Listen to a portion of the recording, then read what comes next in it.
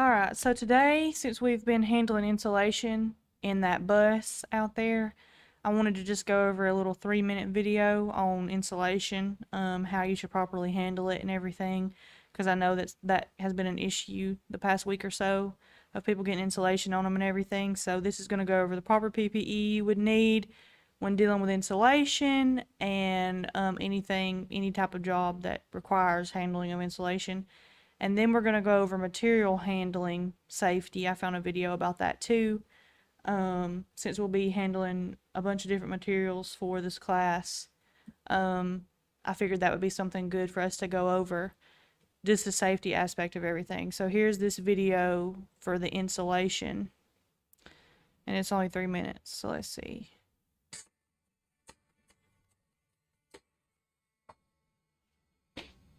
Hi, my name is Jonathan Lang with the Knopf Academy.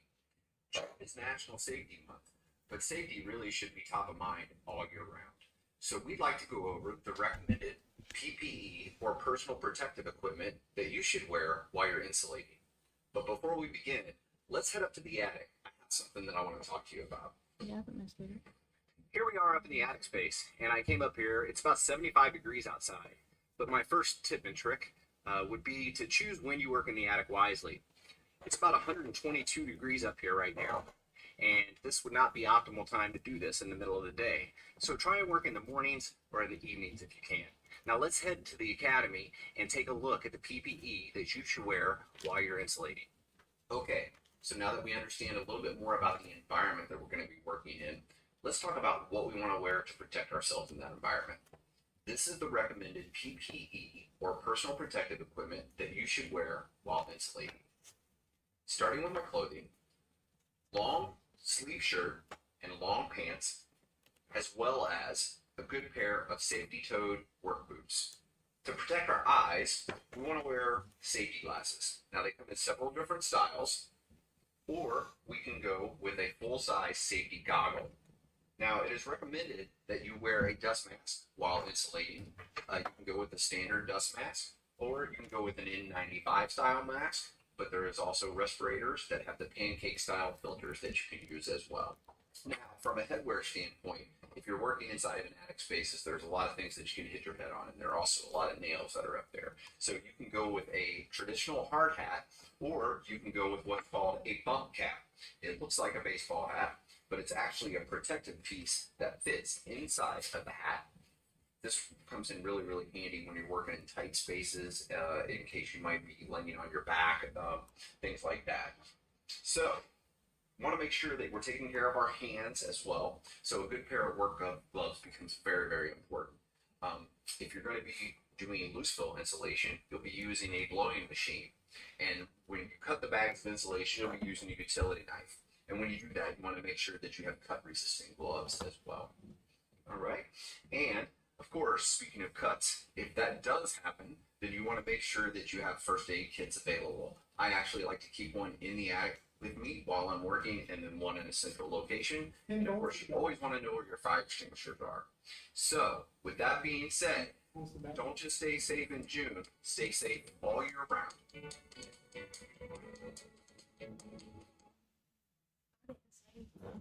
I'm gonna pause recording. Um, I went ahead and just started, but you just missed a video on insulation, so. And we're just going over like material handling today, and then I was just gonna go over once again tools of the trade, because I mean that's literally what this class is about.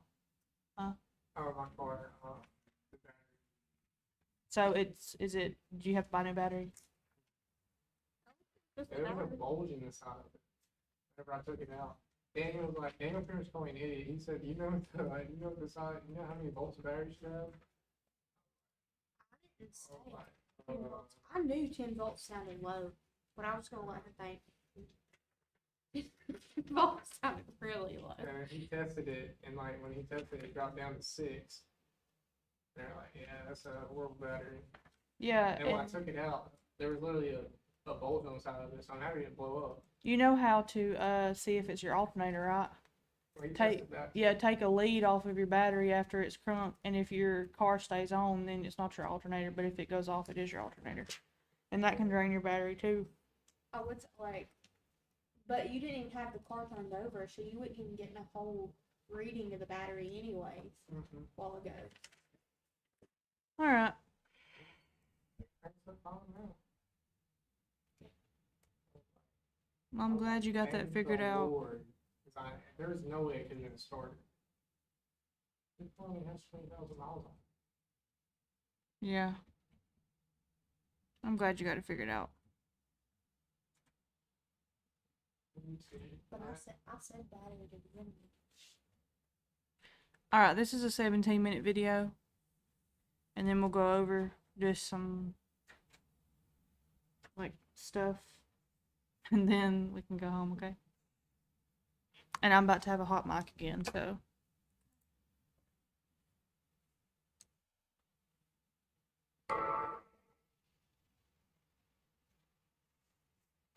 Hi, I'm Don Dawson.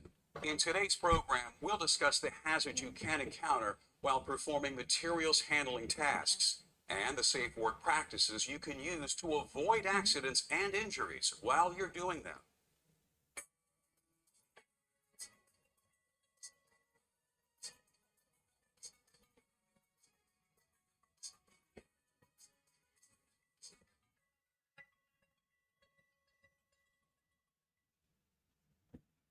A busy day in the warehouse means materials in motion, objects of all shapes and sizes being loaded, unloaded, stacked, stored, moved, and moved again. Materials handling is how the things that people need get to where they're needed, on time and intact. It's what keeps business and industry going strong. But these activities can be dangerous. Thousands of workers are killed and injured performing materials handling tasks every year. Many of those accidents and injuries could have been prevented. In this program, we'll take a closer look at materials handling, discuss the hazards it can involve, and examine the safe work practices that can help you to avoid them.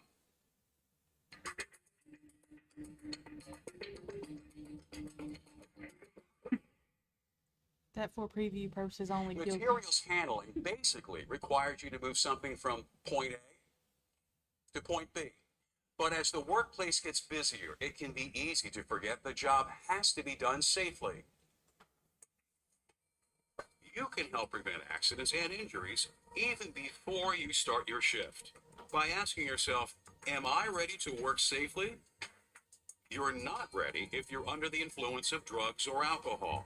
Anything that might affect your balance or your judgment could get you or someone else injured or killed. You're also not ready to work safely if you're hurting from a recent injury. An injured body is a weaker body, and it's an accident waiting to happen. You need to make sure that you're dressed to work safely as well. Putting on appropriate personal protective equipment is easy, and it's an effective way to avoid injuries.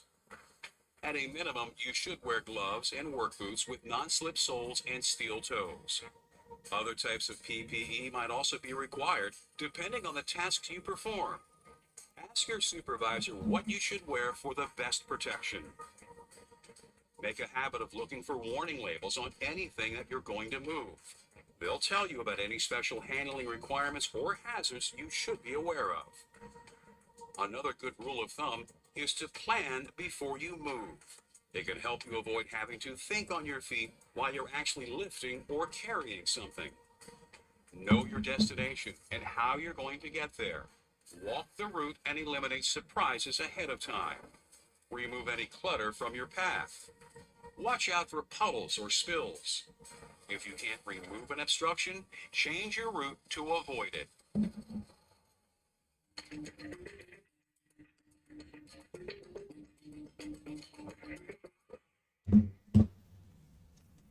Materials handling tasks can be physically demanding. To avoid hurting yourself, you need to understand your body's capabilities and limitations. Ergonomics looks at how you can get a job done easily and efficiently without any injuries. When you ask your body to move in ways it's not designed to, the strain can cause serious damage. So you should avoid working with your body in unnatural or extreme positions, such as leaning to the side while pushing a box onto a stack. turning at the waist and reaching back to grab a heavy tool, or bending forward to lift something. Anytime you feel Well, like make you're sure you forcing don't yourself just- into a stressful position, stop. Then think about how you can get the task done without straining yourself. For instance, you could shift your position so you can push that box without leaning. Move your feet so you can grab that tool without turning. And slide that object towards you before you lift it. You should always be careful of overexertion as well. Another way you can hurt yourself is by trying to do too much. Whether you're pulling or pushing, lifting or working with tools, the more force you have to use, the easier it is for things to get out of control. It can happen when you try to lift something that's too heavy for you, or force a tool to do a job it's not designed for. If you feel yourself straining, stop. Rethink what you're doing. You have access to tools, equipment, and co-workers who can help you get the job done without having to pretend that you're Hercules. Repetitive motion is another dangerous type of movement. An employee who works at a conveyor belt might make the same lifting, turning, stepping, and lowering motions hundreds of times a day. The human body wasn't meant to take that kind of stress. Even small, repetitive motions can cause damage.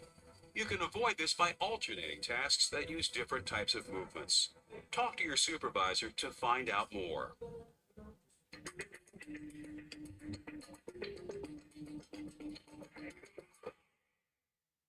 Did I tell y'all that at Amazon? Every year, more than 1 million workers tell y'all injure that at their Amazon? backs, and it usually happens because they're trying to lift something I don't the care if your hands wrong are hurting. way. Materials handling involves a lot of lifting, so to avoid accidents and injuries, you need to know and follow safe lifting procedures. The first one comes into play before you actually lift anything. It's think before you lift. Say you have an object to move. Should you lift and carry it yourself? Stop and ask yourself, is it too heavy for you to lift easily? Is it too bulky or oddly shaped to grip securely? Will it be too large to see over after you pick it up? If you answer yes to any of these questions, you shouldn't try to lift the object by yourself. But even when the answers are all no, there are specific steps you should take to make the lift. Stand close to the object with your feet about shoulders width apart. Lower yourself to grasp the object by bending your knees. Do not bend at the waist. Keep your back straight. Get a firm grip. Hold the object close to your body. Lift the load with your leg muscles by straightening your knees. It's especially important to keep your back straight when you lift. This prevents putting too much strain on your spine. Once you've lifted an object correctly, it's time to carry it to its destination. Keep your back straight, holding the load close to you. Proceed carefully with your head up and your eyes on the road. Remember, twisting is bad ergonomics, so if you have to change direction while you're carrying something, don't twist at the waist. Walk through the turn instead by moving your feet. When it's time to put the load down, do what you did when you lifted it, but in reverse. Keep your back straight, bend at the knees, use your leg muscles. If an object is too heavy to carry alone, one option is to ask a coworker to help you with it. Performing a safe team lift uses the same ergonomic principles that we just covered, plus teamwork. To maintain control of the load, you and your helper need to coordinate your actions. The best way is to agree beforehand which of you will call the shots, so that you both lift, carry, and unload together. Whether you're lifting by yourself or with someone else, lifting an object over your head puts a severe strain on your neck and shoulders.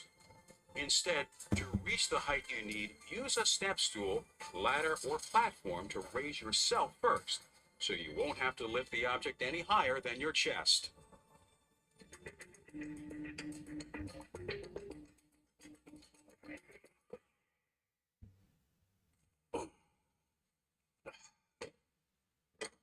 Materials handling would take a lot more time and effort if you had to carry He wasn't carrying everything that properly. yourself. He twisted. Fortunately, there are several types of materials handling tools and equipment that can help you move things a lot more easily and safely. These lifting and carrying aids include two-wheeled hand trucks and dollies, platform trucks and pallet jacks, An old and dolly. heavy powered equipment such as forklifts. But even with this equipment's help, you still need to follow safe work practices while you're using it. Begin by thoroughly inspecting the equipment before every use. Look for damage and worn or missing parts. For powered equipment, use the inspection checklist provided by the manufacturer or your employer. If you find problems and can't repair them, take the equipment out of service and report it to your supervisor. Never use damaged equipment. Two-wheeled hand trucks and dollies work on the lever and fulcrum principle. They give you good lifting power and control, but you need to pay careful attention to how you load them. To prevent materials from falling off and being damaged or causing injuries, position the load tight against the back of the truck. Stack smaller, lighter objects on top of the larger, heavier ones. And don't stack things any higher than the truck's backrest. Even with a dolly, you could hurt yourself trying to move too much weight, so don't overload it. Watch out for oddly shaped or unbalanced objects that could destabilize the load too. Some equipment comes with straps to keep things secure. If yours has them, use them. Maintaining control of a loaded dolly or hand truck can be challenging. To tip one back safely, stand behind the truck. Hold the top of the load with one hand. Rest one foot on the axle. Use your other hand to gently tilt the truck back. Balance the weight of the load over the wheels. To move off, grip the handholds firmly with both hands and push. Pulling a hand truck or dolly is bad ergonomics and stresses both your arms and shoulders. When you arrive at your destination, you can make a controlled landing the same way you did when you tipped it back.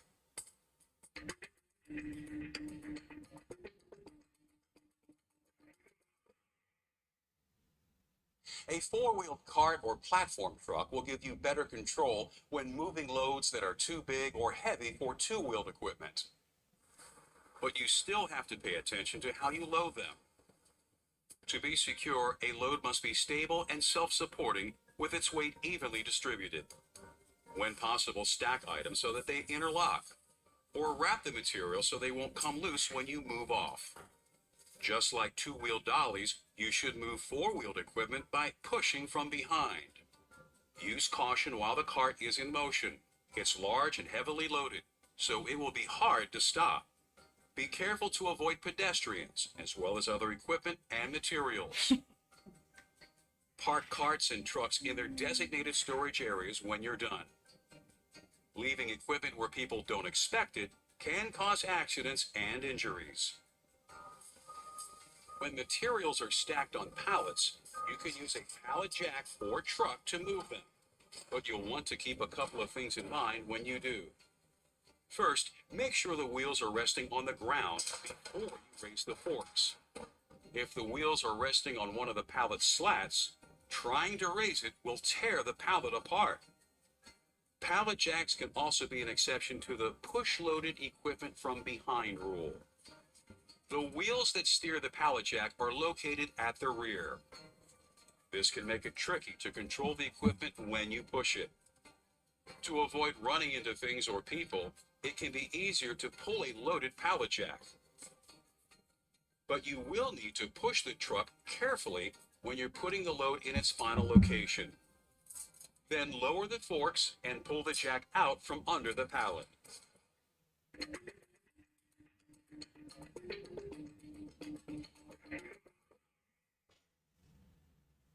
Some loads are so heavy and bulky that you'll need a forklift to move them. Forklifts are powerful and versatile machines, but they can also be dangerous. Following safe work practices will go a long way toward preventing accidents and injuries for both their drivers and pedestrians. When you're operating a forklift, follow the basics. Always wear your seatbelt. Once you're moving, keep your hands inside the vehicle. Maintain a safe speed. And drive to the right of traffic and pedestrians. Pick up your load by pushing the forks all the way into the pallet. Drive with your forks low, 4 to 6 inches above the floor. Remember that any load can make a forklift unstable, so tilt the mast back and keep your speed down. Make sure you can always see clearly in the direction you're going. If the load you're carrying obstructs the view forward, operate the truck in reverse looking over your shoulder. Always watch for pedestrians. Make sure they know you're coming. Stop and sound your horn when approaching corners, intersections, or doorways. And always give them the right of way. If your forklift ever begins to tip over, do not try to jump out of the truck. Studies show this can get you killed. Instead, brace your feet. Pull yourself tight against the steering wheel. Lean in the opposite direction from the way the vehicle is tipping. And hang on. When you're a pedestrian working near where forklifts are operating, be aware of where they are and keep a safe distance. Don't pop up where the driver doesn't expect you. Use designated walkways whenever possible. Keep to the right when you're walking in aisles. In a busy facility, forklifts can be hard to see and hear. Stop, look, and listen for them, especially near blind corners and intersections. My God, they're flying These can through be there. hazardous areas in your facility, just like they are on city streets. Because forklifts steer with their back wheels, they turn very sharply and their back ends swing out. Don't let this take you by surprise. Other things to remember include always stay away from a forklift's forks. Don't get caught between a forklift and a wall. And never work, stand, or walk under a raised load.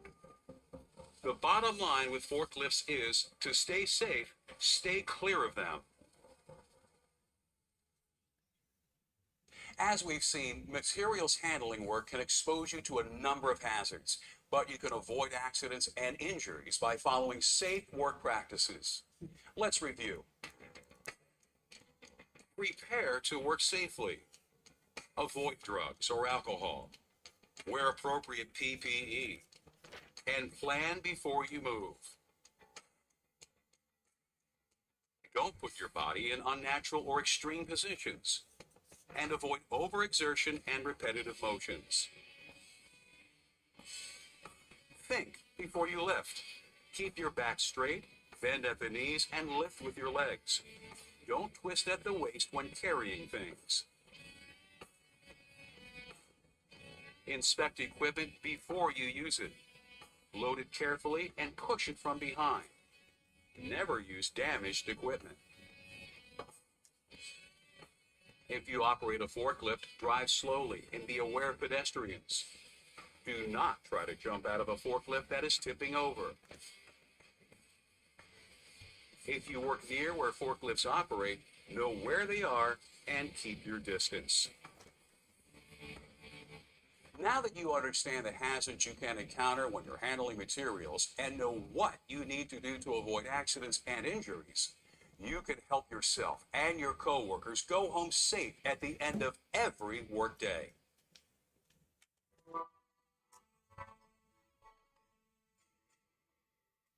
Did you learn a lot just then? Yeah. Okay, cool. No, All right. So we're just gonna go over a few things and then we'll be done for the day. It's already stuff that we've kind of touched on in the shop, but I just kind of wanted to go back over like safety aspects of it, just to like go over it. But the installation video you missed was basically just going over PPE, PPE that you needed like when working with insulation. And it was just basically the stuff we've already went over. But you definitely need a mask when you're working with insulation, because if you inhale it and it gets in your lungs, it can be bad news for you, okay? So, if y'all go to work on that bus again and it's dealt with any insulation, you need to at least wear a mask like what you would wear in a store or something. And just going over, yeah. And also, safety goggles would probably be better than glasses if the glasses don't fit flush to your face. And you don't want to get any of that on your skin. So just going over, just like summarizing stuff we've already went over. You know, types of power drills that you would see in the industry are electric drills, cordless drills, electromagnetic drills, hammer drills, pneumatic drills, electric screwdrivers. Drill bit sizes can vary a great deal. For most applications, bits are available in both fractional inch sizes and metric sizes. And some of this stuff will probably be like on another quiz, but you can always look back at this lecture and, you know, refresh your brain or whatever. All bits are held in a drill by the drill chuck, so that just means, you know, if you're using a drill and you have to put the drill bit in there and then tighten it up, that's what is called a chuck. And this is a good rule of thumb. This is a like safety tip. It says, do not remove power from electromagnetic drill while it is in use. Interrupting power to the drill will deactivate the electromagnetic base and cause the drill to fall. Let's see. Always remember to remove the key from the chuck, or like the drill bit from the chuck. Otherwise, when you start the drill, the bit could fly out and injure you or your coworker. So when you get through with a drill, you need to always remove the bit, because you don't know if it's became loose while you was working on it or whatever. That's just a good rule of thumb. And before you even touch another drill that somebody else has used, since we're all sharing tools, it's best just to go ahead and take it out and put it back in. That way you know it's in there secured, right? Just to cover your butt and make sure you're good. They can be dangerous if you do not use them properly. Always wear proper PPE. And this just basically goes over how to use a power drill. So it says, start by making a small indent in the material exactly where the hole needs to be drilled. In wood, use a small punch to make the indent. In metal, use a center punch. And you need to firmly clamp or support the work that is being drilled. So we learned that on the drill press, right? That the clamp was really important, or you could get hurt. So to avoid injury, adjust the drill chuck properly prior to each use. We've already talked about that. Do not use the tool motor to tighten the chuck while gripping it. And that's apparently the wrong way to do it, but I do it like that. So, you're not supposed to do that though, apparently. Workers must make sure that their hands do not make contact with the drill bit. It can easily cut your hands. And also, to prevent an electrical shock, operate only those tools that are double insulated with ground fault protection. Using a GFCI device protects the equipment from continued electrical current in case of a circuit fault. The GFCI monitors the current flow and opens the circuit, and that stops the flow of electricity if necessary, if it detects a difference between positive and negative flow. The interruption typically takes place in less than 1/10 of a second. Also make sure that electric tools with 2-prong plugs are double insulated. If a tool is not double insulated, its plug must have a 3rd prong to provide a ground circuit. Double insulated tools do not connect to a ground circuit. GFCI should still be used with these tools. And in order to do that, if you are wary that a tool doesn't have a GFCI, you can get an extension cord with a GFCI. So that would be an easy route to take that out. Like if you aren't sure that it has one, just get you a GFCI double insulated extension cord and hook that up and then use the tool. Before connecting a drill to its power source, make sure the trigger is not turned on. Always disconnect the power source before changing bits or working on the drill. And to avoid hitting water lines or electrical wiring when drilling through a wall or partition, know what is inside of that wall or on the other side of the work material beforehand. And this is a warning note. It says, do not drill into or through a wall before finding out what is on the other side, and take steps to avoid hitting anything that would prevent a safety hazard or cause damage. Spaces between studs often contain electrical wiring, plumbing, or insulation. So care must be taken to avoid drilling directly into the wiring pipes or that insulation. And I marked this one because the drilling metal thing, we use the drill press to drill through that metal. So it says, when drilling metal, it is best to lubricate the bit to help cool the cutting edges and produce a smoother finished hole, which we did that. A very small amount of cutting oil or tapping fluid that is not combustible makes a good lubricant for drilling softer metals. No lubrication is needed for wood drilling. When drilling deep holes, pull the drill bit partly out of the hole occasionally. This helps to clear the hole of shavings. And this is another safety note. If power tools are shared between workers, it is important to not grab the tool by the bit or any other moving part. Power tools should be disconnected from their source of power whenever they are passed between workers to avoid accidental startups. Hand off tools by their handles and or bodies only.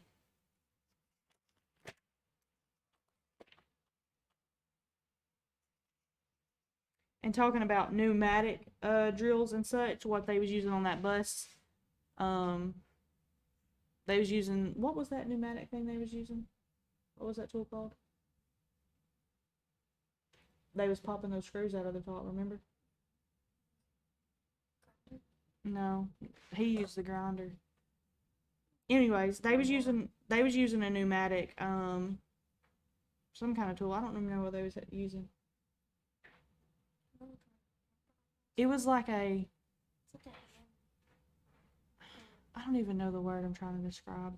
Anyways, if you do use a pneumatic drill or any other pneumatic tool, the air hose must be connected properly and securely.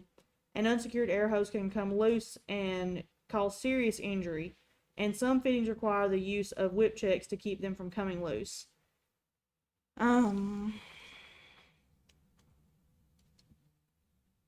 You know, you should always have the proper PPE. Make sure that the workpiece is secure.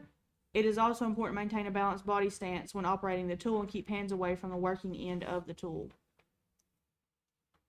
Let's see. And then so talking about this table saw we used. Never use a saw unless the lower blade guard is properly attached. The guard protects the user from the blade and from flying particles. Make sure the blade is appropriate for the material being cut. That's a big safety thing. When using a circular saw, workers should never hold material to be cut with their hands. Always use a clamp instead, which we did that. So,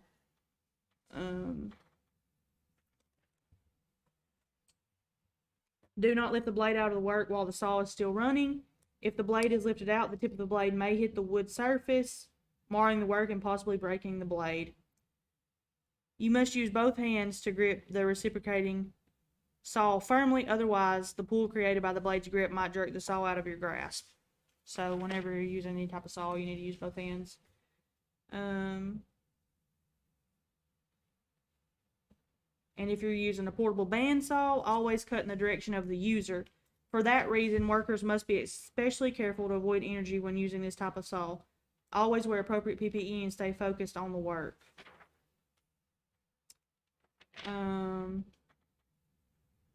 I know we've already been over grinders and grinder safety. This is a tip.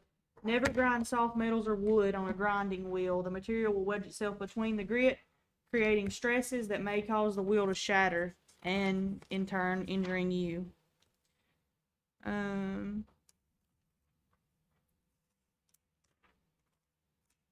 that's pretty much what we would be using in the shop that I can see. I'm going to put up a quiz probably this week just on common sense stuff and just like on the video we watched and safety and how to properly pick up stuff and, you know, just common sense stuff. We should be getting our welder back this week, I hope. But, who knows? Supposed to be. But, if we don't get our welder back, we'll have to come up with something else. So, that's going to be a question for Rob tomorrow. I'll ask him and see, because I didn't really get to talk to him today, but whenever we're supposed to get our welder back, I'm not sure. And then we'll play around on that welder and get y'all to weld some materials together before we actually start welding stuff on the bus. So that way you can have a little bit of practice and stuff, and we'll get you out there and let you weld your initials and all that stuff once we get all the material back. So